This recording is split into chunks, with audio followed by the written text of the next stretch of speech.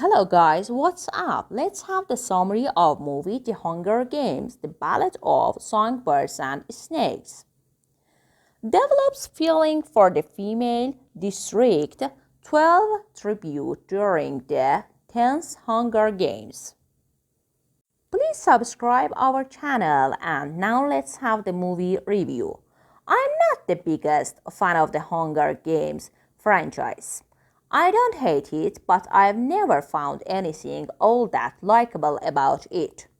It was, and it still is my opinion that the Hunger Games are the weakest execution of the battle royale concept in all of film and television. So naturally, I didn't really have high hopes going into this movie.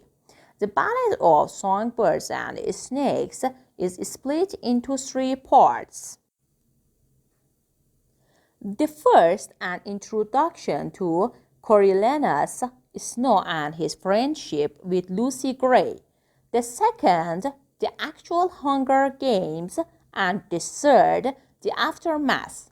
I have to admit that I did find the first 2 parts somewhat enjoyable, albeit the obvious lack of any serious character development. It still had some charm and some weight about it to keep me interested, despite it feeling like the writers didn't really put in the effort to lay the foundations to make these characters live up to their full potentials.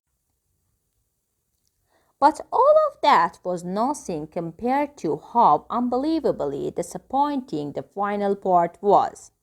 If you thought the character development in the first 2 parts were rushed, you're not ready for what the third has done. Characters are going through serious mental and philosophical transformations within periods that make it almost comical to watch, and through actions that just make no sense given the context of what has already been established. It was jarring and felt like it needed its own movie to flesh the action out to be consistent. This movie does nothing to change my opinion on the franchise.